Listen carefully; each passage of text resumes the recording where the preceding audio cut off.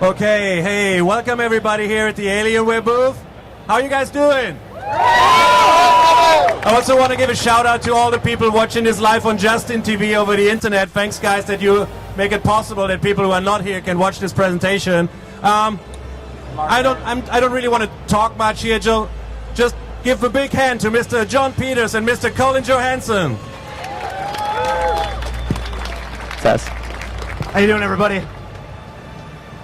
So yeah, welcome to the Alienware booth. We're showing off Guild Wars 2 here for the next couple hours. We'll also have 3 demo stations in the back there going on all weekend where you can play the game. There's a 3D demo station in the back little bunker back there that you can check out. Definitely recommend checking that out too. It's pretty awesome. Hello to all our fans on Justin TV. How y'all doing? Woo! Thanks for watching from home. If you guys want to come in, there's some empty seats here in the front. It looks like it's all full over here, but there's a few seats up in front over here if you guys want to fit in there. Oh, you want me to say something? Yep, go ahead. Okay. Yeah, so we brought a couple of our so-called experts to show you guys a little bit about how the game plays. So they're going to log in a few minutes here, give you guys a little demo. So first thing we're going to do here is we're going to show you a little video of our new profession.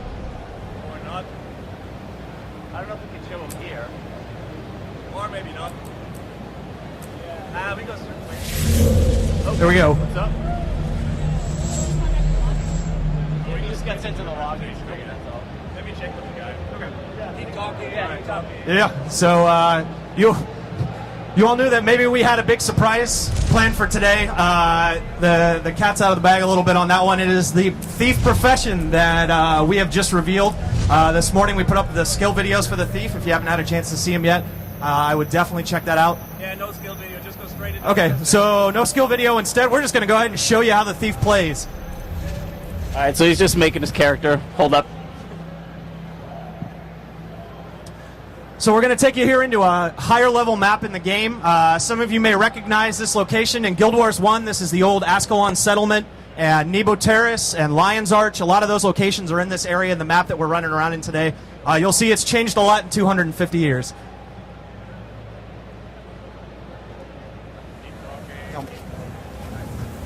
So this is the thief. So right now, that's our guardian that he just ran by.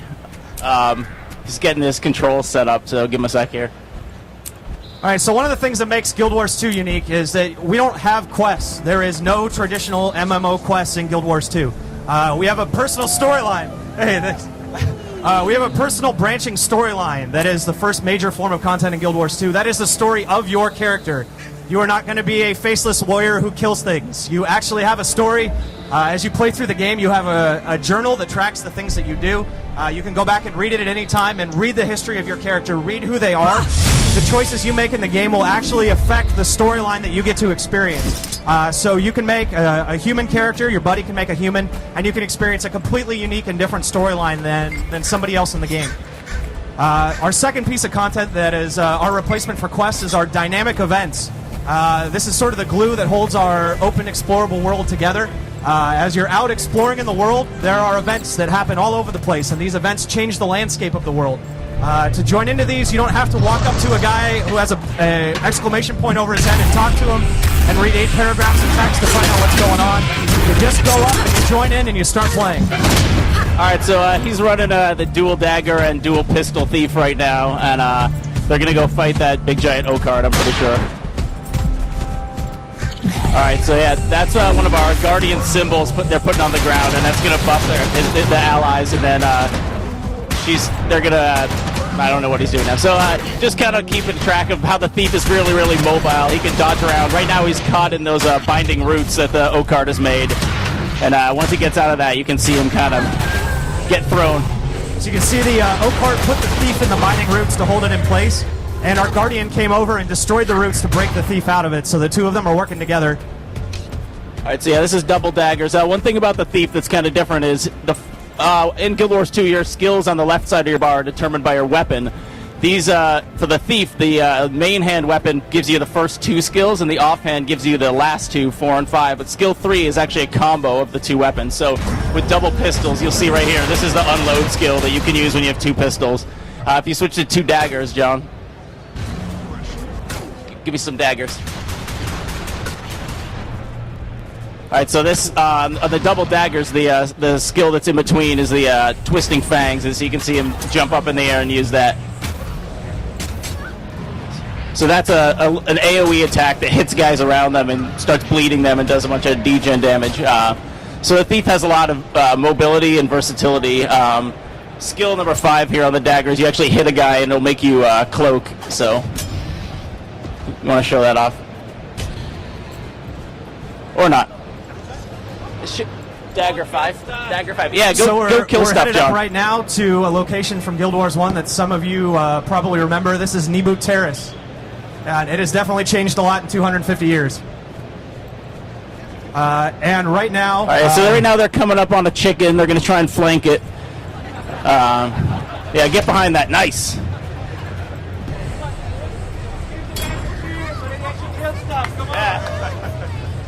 Go kill some stuff.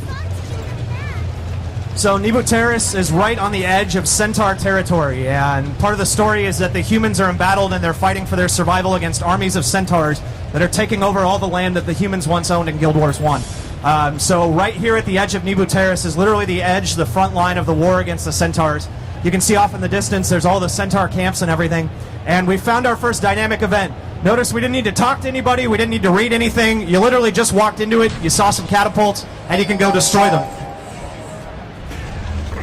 All right, so they're working on this catapult. It's going to go down in a second. So these catapults here are bombarding Nibu Terrace. The houses in the city are actually on fire, and they're breaking apart as the catapults are hitting them.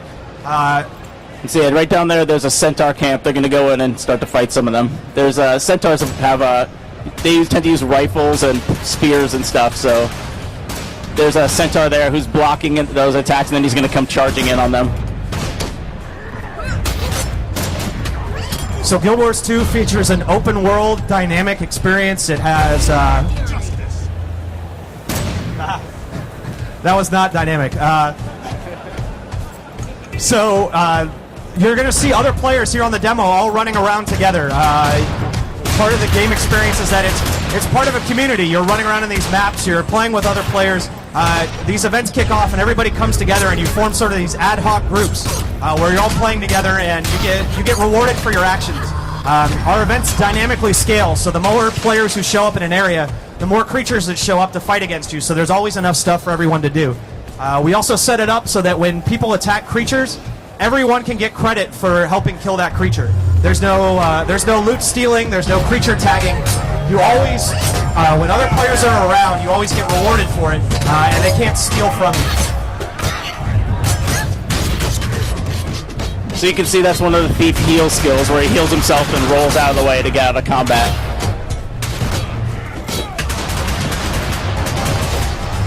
So one of the things is that Colin talked about being dynamic and working together. The combat is all about that too. So there's a lot of stuff where players can work together. So that's skill number 9 on his bar is a blinding powder, and he can take that and throw it. It's round targeted, throw it, blind the enemies. Then their next attack is going to miss. That Guardian is using a protector strike, which will set up an area that blocks attacks, and when after the attack is blocked, knocks enemies away from them. So that skill right there is a Guardian Ward, the line on the ground, which actually keeps enemies from moving through it. You can use that to control areas, block a bridge and keep guys from coming at you. So you'll see there's a banner on the ground there too. We've picked up a warrior who's playing around with us, and that warrior has put down a banner, and that banner is adding buffs to everybody who's around there. So sort of this natural ad hoc team play is happening without anybody ever talking. They're just playing together and they're helping each other out. And this is a big part of Guild Wars 2. Everything is designed to establish a sense of community and players working together and players always being on the same team. Yeah, as you can see, he actually can pick that banner up and then bring it with them and plant it in this next spot, and it starts to keep its benefit for them. So we found our next dynamic event. There's a bunch of human prisoners that are being kept in a prison cell nearby. A bunch of these are villagers from the city of Nibu Terrace. So some of the merchants from the town are actually held in this prison. When you successfully complete this event and save these people, they go back into town and they actually start selling their wares again and operating their stores. And this event, just like any other event, is going to dynamically scale in difficulty. So it looks like we've got about 3 players around here. So there's going to be more centaurs showing up because of that.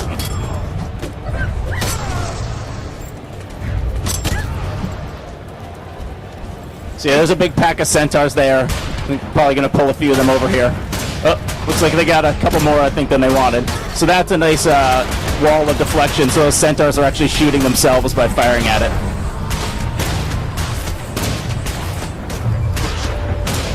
And that's a shield of absorption. It's a bubble that keeps projectiles from coming in, so there's a lot of ranged centaurs here they're using it against. So these centaurs have a defensive move where they go into this blocking stance, and then when they come out of it, they do this charging attack. So you'll see that little line on the ground that the Guardian just drew. That prevents enemies from walking through that line. So those were a bunch of melee centaurs. The Guardian put the line down, and everybody switched to ranged weapons, stayed behind the line, and shot all the creatures on the other side of the line so they couldn't get through. Yeah, so those symbols that she's putting on down on the ground are different. Each one has kind of a different ally benefit, and they always do damage to enemies that are in them as well. I think that's a symbol of wrath, actually. So you notice again that, they're just looking at what's going on the screen. They're recognizing the things other players are doing, and they're working together because of that. They don't need a chat channel to talk to each other. There's a lot of just ad hoc strategy that comes out of Guild Wars 2 just from seeing what other players are doing and reacting to it and working together.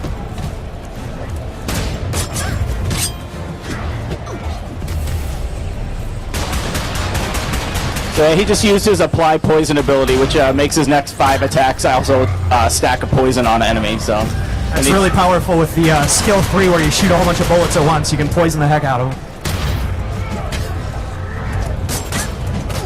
So you can see him. One other nice thing about the thief is right above his bar, you can see those little rectangles and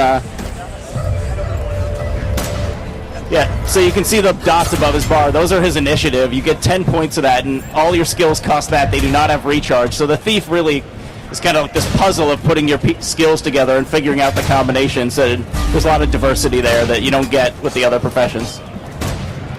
It's one of the things that sets him apart. And so right now the Guardian actually is throwing their special ability on him. Yet that's why you saw that his skill bar was on fire there, indicating that his next attack was going to burn the enemies. So yeah, they've got a few centaurs here now. So I'll let you guys just sit back and enjoy it for a minute.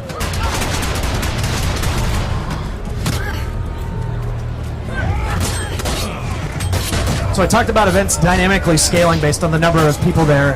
They scale in a lot of different ways. So not only do the number of creatures and the difficulty of the creatures scale up based on the number of players in the area to always keep it interesting for everybody, things like the prison cell door actually get harder to destroy based on the number of players there. So we try to dynamically scale all of the content to make it interesting no matter how many people show up in the area. Yeah, and it goes from the creatures, the number of them, their level, as well as sometimes adding skills and changing how the creatures play too. So you can see off in the distance there's another event that's moving past to the south of our thief. And earlier we blew up some catapults that were bombarding Nibu Terrace. The Centaurs are now sending a repair crew out to fix those catapults. And they're going to march through the Centaur camp, and the players can try to intercept them and kill them along the way. If they're not able to stop them, the Centaurs repair the catapults, and they start bombarding the city, and then a new event kicks off where they go and they actually try to raid the city and take it over. If they take over that city, then another dynamic event kicks off where they march down the road and the Centaur army tries to take Ascalon Settlement, which is further to the southeast. So you can see there the thief was actually able to pick up that warrior banner and use it. Yeah, now they're breaking this prison door down. So thief versus door.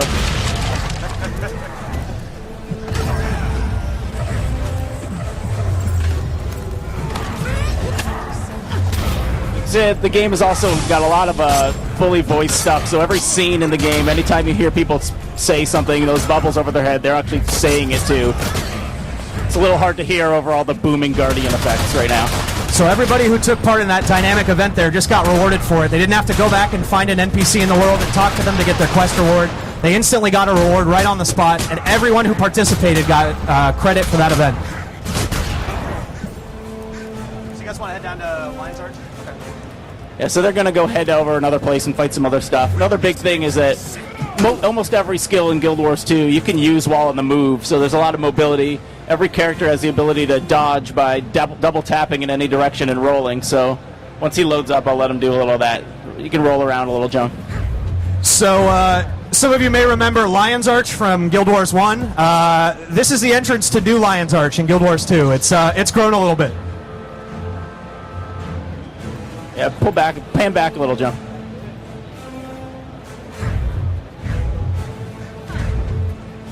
Yeah, there are 6 cities in the game. This is one of them. There's 5 starter cities one for each race, and then this is kind of the meeting point for all of them. It's a central city in the game.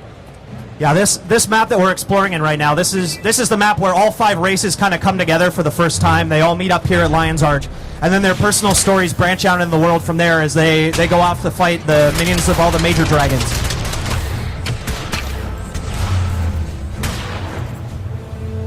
So you can see off in the distance here, there's a town that's on fire. This is another dynamic event that happens as part of an event chain where the pirates are going to come and they're going to try to attack this town.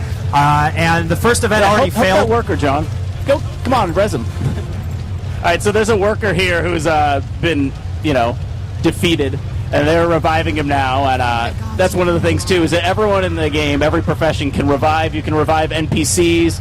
You can revive every other player, and that's another way that we just get people to work together. And you actually get XP for reviving people. Every profession in the game can do that. They can all just kneel down and heal each other. They can do the same thing for NPCs to bring them back to life. All right, so this is some super hard pirate stuff, so I expect they're going to die here, but we'll find out. Yeah, I think we're going to get to show off a little bit downstate right here. We'll find out. So there's that shielded deflection again, where that pirate with a rifle is actually shooting and the shots are reflecting back and hitting itself. You'll notice this dynamic event has a lot of different things going on here. There's pirates in the town that you're trying to drive out of there. There's also a bunch of buildings on fire, and you can pick up buckets of water, and you can find them around here, and they'll change out your skill bar, and you could use those to put out all the fires. So that's a part of the event as well. So it looks like they picked up an elementalist this time who's laying down firewalls that they can actually shoot those bullets through and get extra damage out of. Yeah, so you'll notice that the bullets that went through the firewall actually caught on fire, and the things that they hit light on fire. There's a lot of profession combos like that, where you can put down clouds of poison, you can shoot projectiles through them, and the projectiles become poison. They'll light on fire. The thieves put down symbols on the ground, and when you do attacks through the symbols, they pick up the abilities of the symbols. And by thief, Colin means guardian. And, guardian, yes. So this guy right here is a veteran creature. That's one of our indicators to show that this is a harder guy. These guys are level 28 down here. There's 2 of them, and they're fighting a couple level 30s and that level 31 veteran. So we'll just keep an eye on this there. So that's the thief. You can see how immobile he is. He's got on skill 4 on his pistol, he's always got that retreat escape shot, and he's got the dodge roll. So anytime he's in trouble, he has kind of a way to get out of there.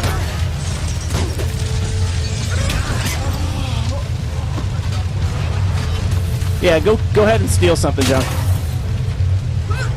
So there you go. He stole actually from that pirate, and he got a bottle. He's going to throw the bottle at him.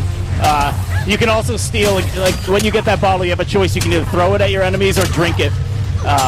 That'll give you some health back. So the thieves can steal from everything in the game, and based on what they steal from, it changes out the items that they get. And they can steal all sorts of different stuff from enemies in the game. You can steal from Moas, you can steal their feathers and throw them back at them and blind them. The pirates have booze. You can find a tree ant, and you can steal a branch off the tree ant and start beating it up with a piece of itself. Yeah, no, he stole another bottle again. Here, hit 2, drink it. Yeah, so he can heal himself with the bottle. Now he jump back out.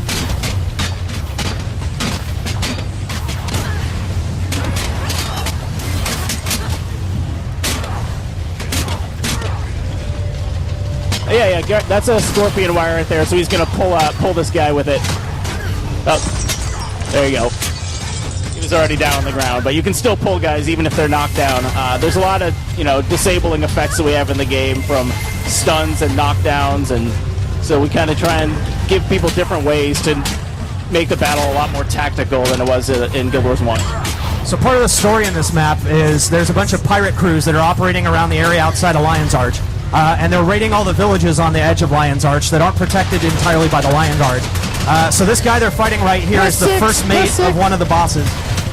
So there's a pirate crew that's nearby where the actual captain is, and that guy's even harder than this guy. So the first mate is kind of the guy that sends out, and then he goes raiding, and then the captain's back at the main pirate base, and players can all team up and go try to kill him too. He just went into his downstate, so you can see he's got special skills. He has knives he can throw. This knife he throws will actually poison guys, and then if you want to run over there and bring him back, you can see is how the revival works. So she's bringing him back up as we go. There's actually a couple people helping. So he's back now. He can roll back, heal himself, get back in the fight, and they kind of keep going. So it looks like there's at least 4 players here playing this dynamic event. And I talked a little bit earlier about how events scale in difficulty based on the number of people there. Our bosses do the same thing. So this boss is scaling up in difficulty as more people show up in this event to keep him interesting no matter how many people are there participating. So right now they've got 2 guys down. The Guardian is trying to bring them back up. Looks like they picked up another Guardian as well.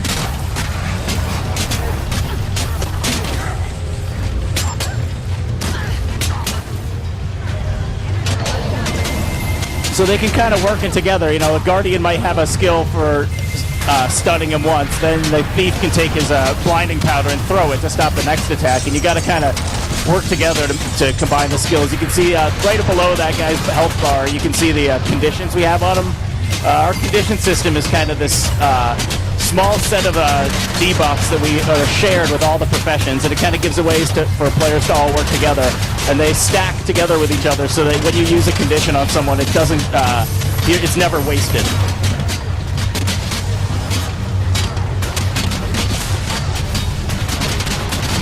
Alright, so I think they might be able to finish this guy off. We'll see in a second.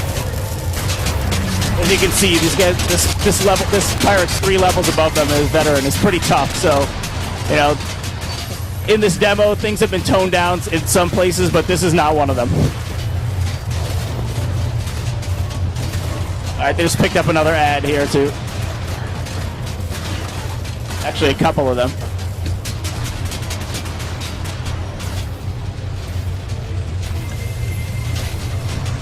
So this village, when not on fire and overrun with pirates, actually has a whole bunch of people who normally live here. And part of the dynamic event system is that the world is constantly changing as a result of these events.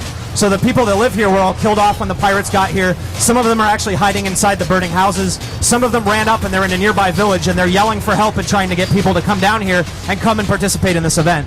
So if you're out exploring in the world, these guys will come out and find you. And they're never going to run up to you and make you read 2 paragraphs of text telling you there's a town on fire. They'll actually run up to you and they'll scream, help, help, oh my gosh, there's a town's on fire. And they'll point exactly where the town is and send you down the road to get there.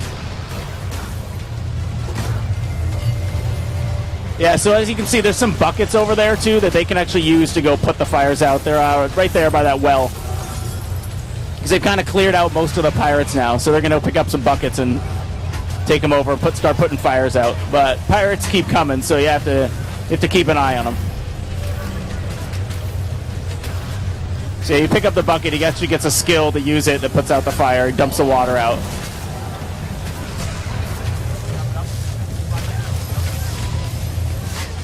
So yeah, there you go. And it tells you how many pirates are left and how many fires are still burning in the village.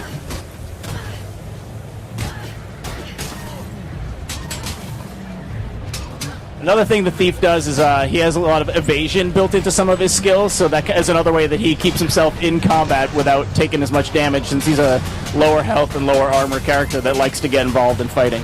Another thing you'll notice is they're not really paying attention to who's locking which mobs, who's attacking what. Like, everyone is getting the XP for all this stuff as long as they're fighting them. There's 1 pirate left. Come on, guys, you can do this.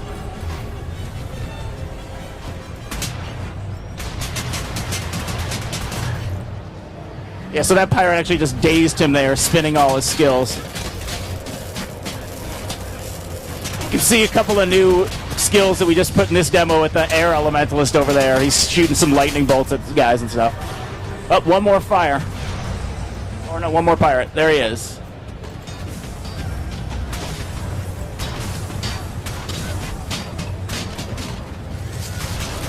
Alright, so give him a little hand. This is not... Oh no, he's actually over there. Once they kill this guy, yeah. They keep coming in, so they're not killing him fast enough. They gotta kill faster.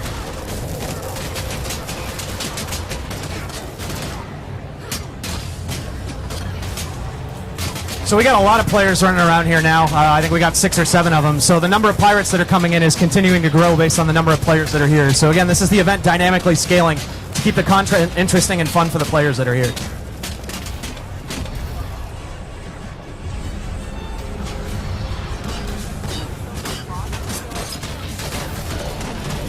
I think they're going to burn through these guys pretty quick. And there it is. The town is saved. So one of the things you're going to see now is people are going to come running back from the nearby villages they were hiding. They're going to come out of the houses, and the town is going to be saved again. The merchants will start selling stuff here. There's all sorts of stuff that changes in the world as a direct result of these. This is actually a place in the game where you can do crafting. So now we're going to go and watch them just craft for 20 minutes. No, I'm just kidding. You guys want to go for the pirate island? Okay. Yeah, so now they're heading up to the actual pirate island that's in the middle of the lake. Hit M. You can pull up. This shows our map. This right above him, this is the big lake. They're heading up there to that pirate island where the pirates' base is, and you can see those broken down ships. They kind of live in these built-up homes, so. All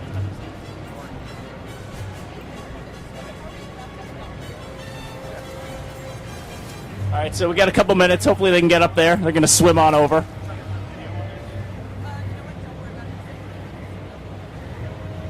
In Guild Wars 2, there actually is underwater combat as well, but we are not showing it yet. But this is people swimming on the surface right now.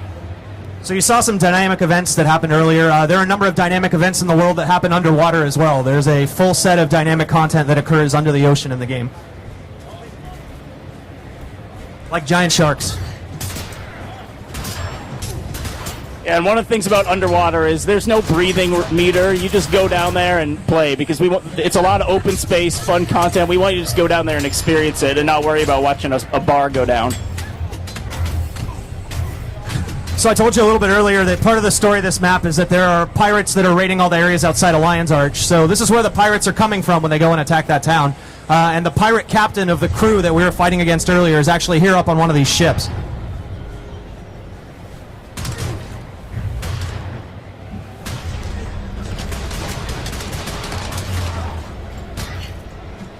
Yeah, and so this is live. I actually think one of the people following them is someone from our work that's playing the game right now with everyone here. So yeah, here they are up on the boat. You got to make sure not to roll off here.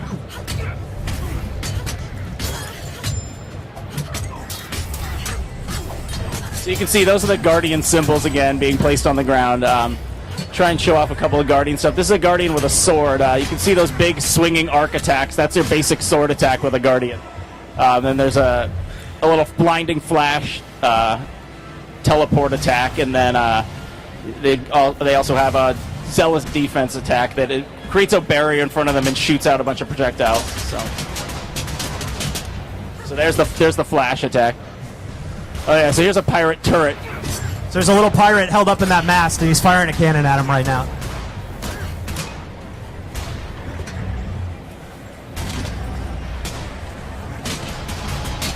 So they're breaking down the turret right now. And there are siege weapons like this all over the game. Oftentimes the enemies have them in the form of cannons and catapults and pirate turrets like that.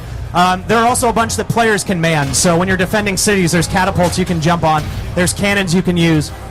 There's mortars that you can fire. So they work a lot like the Thief Steal skill, where you change out your skill bar and you get a whole new set of skills when you go up and you interact with one of those siege weapons. Oh yeah, so we just stole another bottle from that pirate.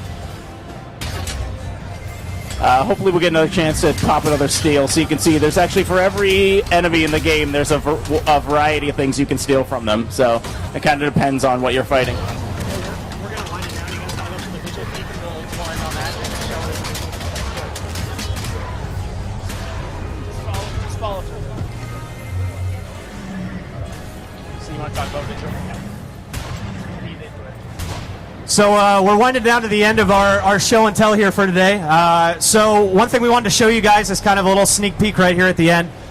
Is part of the story of Guild Wars 2 is there are 3 orders that have organized to fight against the Elder Dragons. There is the Derman Priory, the Order of Whispers, and the Vigil. And players are going to have the choice to join one of these 3 organizations, and whichever one they choose to join completely changes the storyline that they experience in the game. The Vigil likes to, they're sort of the organized military group. They build giant armies and assault the dragons. The Derman Priory are kind of the Indiana Jones types. They go off, they raid and try to find old relics and history and books about ancient lore about the dragons to see if there's a way they can fight them from historical information. And the last group is the Order of Whispers, and they're sort of like our James Bonds of the game. And they're out there covertly trying to get a battle against the dragons going by changing other enemies in the game to win them over to the player's side and to get them to fight back against the dragons as well. Yes, you can see that Drake was chasing him. He just turned and crippled it and then ran away. So this giant fortress we're going to run up on here in a minute is the Vigil Keep. It's the home of the player organization, the Vigil, that the players can choose to join. And it's large. Just like many of our cities in Guild Wars 2, this location features full interiors. We tried to really make the outsides of our locations and the insides beautiful places that you'll want to visit. A lot of the storyline that your character experiences, if you choose to join the Vigil, comes out of this keep and branches out into the game. Yeah, so hopefully you guys enjoyed a little view of the dynamic combat as well in the game and moving around and actually getting to see what it's like for someone who's played the game for a few months to play it instead of people just walking up for the first time. So, hey, so thank you all very much for coming today and watching. We want to say a couple quick thank yous. We want to say a huge thank you to Alienware for letting us be here today and for providing all these fantastic equipment for you guys to play Guild Wars 2. We want to say a huge thank you to Justin TV and all our fans watching from home today. And we want to say a huge thank you to you guys, the fans. Thank you for coming. Thank you very much. And finally, thank you to our friends at Kona's Korner. All right, guys, we've got a couple demo stations going here for the next hour where you can play the game. After that, we're going to have 3 going in the background right there that you can play. And there's a 3D Guild Wars 2 demo inside of the little box bunker right over there that you can check out as well. Please enjoy the game. Thank you again so much for coming. Yeah, thank you very much. And now, Don't run away, because you're not just here for the demo, right? We brought some stuff for you. We have some Guild Wars 2 swag here. Colin, how could you forget about that? So, because we know you guys get thirsty, we have inflatable Guild Wars 2 water bottles. You can fill them up and carry them around at the show, because we know shows can be pretty dehydrating. And we also brought Guild Wars 2 bandanas. Seems to stay popular. Okay, get them out there, guys. it's kind of hard to throw.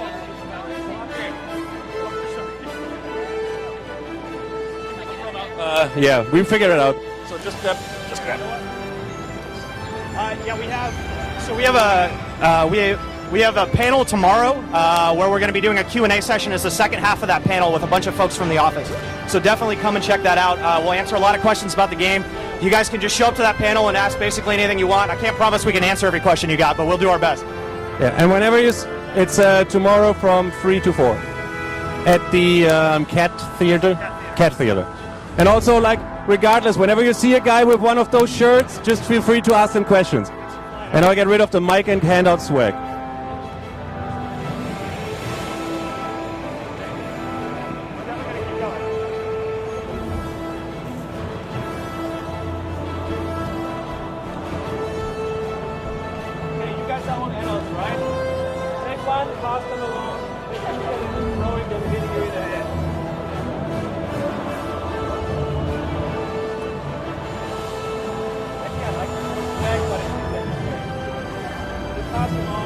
Yeah, no problem.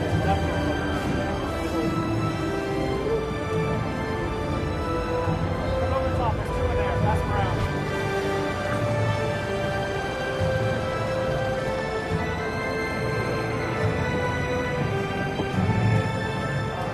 Take one and pass the rest.